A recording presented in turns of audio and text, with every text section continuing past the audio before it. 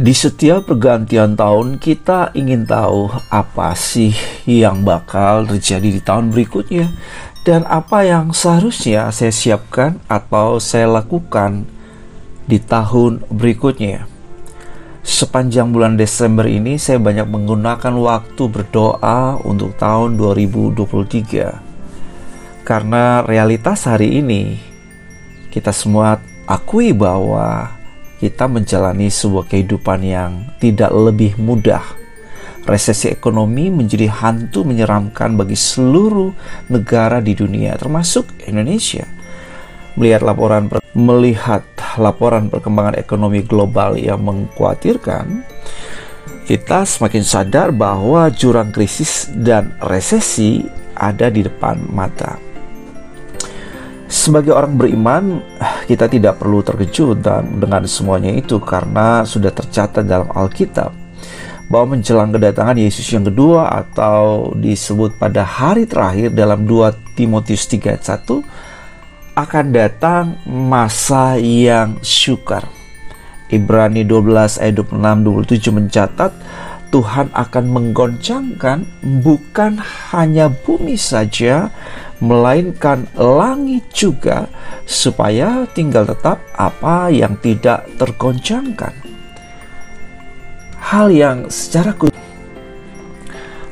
secara khusus menggema dalam diri saya mengenai tahun 2023 adalah bahwa kita harus hidup dengan iman yang radikal. Yang dimaksud dengan iman yang radikal itu bukan berarti apa yang kita imani terjadi seperti yang kita harapkan atau kita percayai.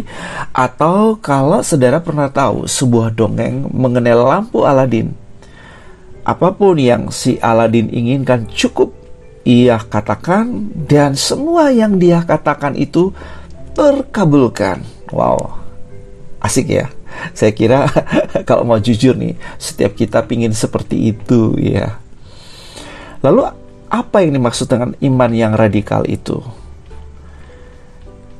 Iman yang radikal adalah iman yang tetap percaya pada Tuhan dan tidak kompromistis dengan dunia sekalipun Allah tidak melakukan keajaiban bagi kita. Seperti Sadrak, Mesak, dan Abednego dalam Daniel 3:17. Dikatakan jika Allah yang kami puja sanggup melepaskan kami, maka ia akan melepaskan kami dari perapian yang menyala-nyala itu dan dari dalam tanganmu ya Raja. Ayat 18, tetapi seandainya tidak, hendaklah Tuanku mengetahui ya Raja bahwa kami tidak akan memuja dewa Tuanku dan tidak akan menyembah patung emas yang Tuanku dirikan itu. Ini adalah iman yang radikal. Sekalipun, walaupun Tuhan tidak melepaskan aku.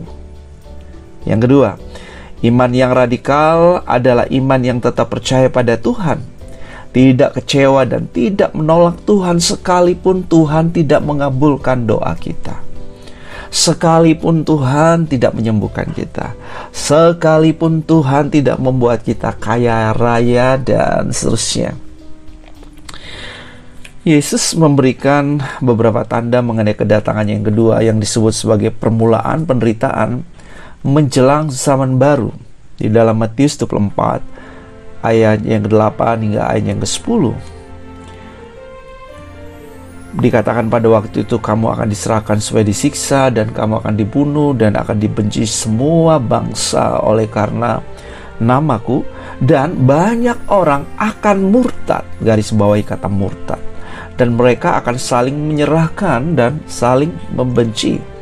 Kata murtad yang digunakan di sini dalam bahasa Yunani-nya adalah skandalizo, yang berarti ya tersandung, jatuh karena kekecewaan, ya karena terluka. Yesus berkata dalam Lukas 7 ayat 23, berbahagialah orang yang tidak menjadi kecewa dan menolak aku. Saudara, bisa terjadi bahwa apa yang kita imani, apa yang kita harapkan, apa yang kita doakan tidak dikabulkan Tuhan. Kita percaya Tuhan sanggup melakukan mujizat. Tuhan dapat membuat orang buta melihat, orang lumpuh berjalan, orang kusta menjadi tahir, orang tuli mendengar, orang mati dibangkitkan. Tetapi ketika kita percaya Tuhan untuk menolong kita di area pergumulan hidup kita tertentu, tetapi sepertinya Tuhan membiarkan kita ada di situ. Sepertinya Tuhan tidak cepat bertindak untuk menolong kita. Sepertinya Tuhan membisu. Apa sikap kita? Apakah kita tetap percaya pada Tuhan? Nah, ini yang saya sebut sebagai iman yang radikal. Tidak menjadi kecewa dan tidak menolak Tuhan. Iman yang radikal yang berikut adalah iman yang berani menanggung resiko. Terus melayani Tuhan dengan semangat sebagai hamba yang baik dan setia mengerjakan panggilannya. Seperti dikatakan Paulus dalam 2 Korintus 4 ayat 16 dan ayat 17. Paulus berkata, sekalipun manusia lahirianya semakin merosot karena berbagai penderitaan yang ia alami, tetapi ia tetap percaya, ia tetap mengasihi Tuhan, ia tetap melayani Tuhan. Sikapnya tetap positif karena manusia batinnya semakin diperbaharui melalui semuanya itu. Dan dia katakan bahwa itu adalah penderitaan ringan yang akan mengerjakan baginya kemuliaan yang besar. Nah, saya mau akhiri dengan mimpi saya hari ini di tanggal 31 Desember 2022.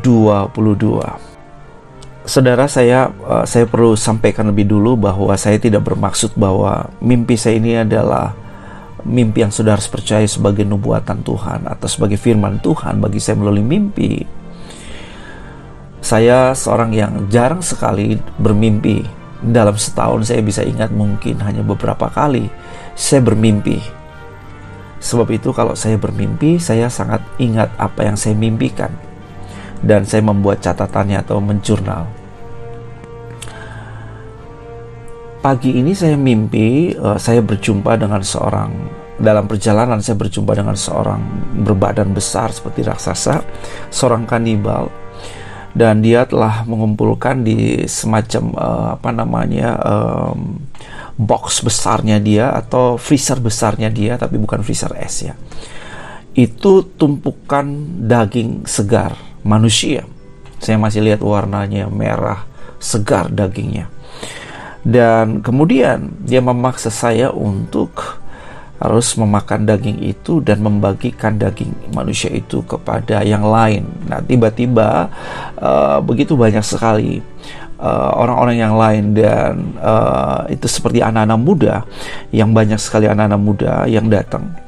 Dan mereka pun juga mengalami hal yang sama. Dalam perjalanan itu mereka diperangkap oleh orang jahat ini. Dan kemudian diberlakukan yang sama. Kita semua harus makan daging itu atau saling membagikan daging manusia yang segar itu.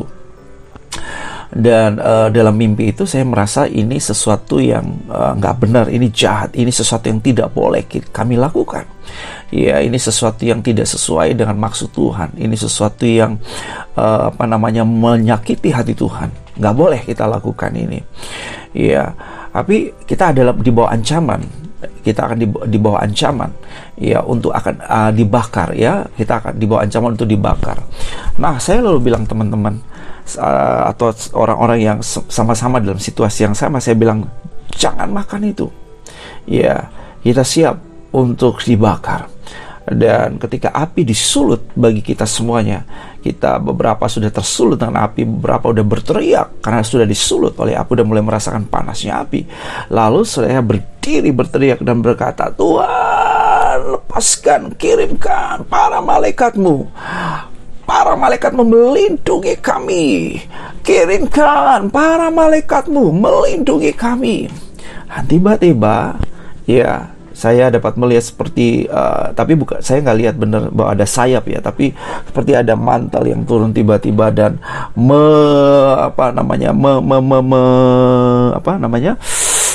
mematikan ya semua api-api itu ya.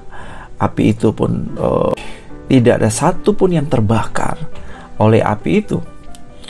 Dan ya, saya pun dengan penuh kebanggaan iman seperti itu melihat ke orang jahat itu, ya, dan ternyata bukan hanya dia, ada juga gengnya begitu, ada penjahat-penjahat yang lain. Ya, saya bilang, ayo lihat nih Tuhan yang besar yang telah melakukannya buat kami, gitu ya, seperti itu ya. Di dalam mimpi saya seperti itu, dan singkat cerita mereka ditangkap, begitu ya, mereka ditangkap. Nah, itulah mimpi saya pagi tadi. Dan ketika bangun pagi hari, saya lakukan mesbah ginosko bersama istri, pujian penyembahan, doa syafaat, mengucap syukur, dan saya bagikan mimpi ini kepada istri saya. Dan bagi saya mimpi ini seperti meneguhkan ya apa yang saya dapat dalam bulan ini, yaitu iman yang radikal. Ketika kita berani hidup dengan iman yang radikal, kita akan melihat tindakan-tindakan ilahi yang luar biasa. Ya, dan tindakan ilahi ini bukan tentang kita, tetapi tentang nama Dia, tentang Tuhan yang diperkenalkan. Dan yang berikut, saya juga menangkap dalam roh saya bahwa di tengah kesukaran dan kesulitan, ancaman, tantangan, hambatan, gangguan iman yang lebih besar lagi, perangkap-perangkap setan di depan kita yang lebih besar. Ya, memang harus ada perangkap setan ya, karena memang Alkitab berkata, atau Yesus sendiri bilang, banyak orang akan mengalami itu skandalizo atau tersandung, jatuh ya. Yesus ingatkan pada kita supaya tidak menjadi kecewa dan menolak Dia, begitu ya. Kita terus hidup dengan iman yang radikal ya, terus memandang Tuhan yang besar. Dan kalau kita mengalami keajaiban, perbuatan-perbuatan Tuhan yang besar, Tuhan membuat perbedaan antara orang benar dan orang fasik, maka ini bukanlah tentang kebanggaan diri kita, tetapi supaya Tuhan dipermuliakan lewat hidup kita, Tuhan dikenal lewat hidup kita. Ya, sebab itu saudara-saudara yang dikasih oleh Tuhan, jangan seperti di dalam mimpi saya, jangan takut. Maka saya juga menguatkan setiap saudara yang mendengar pesan ini, jangan takut.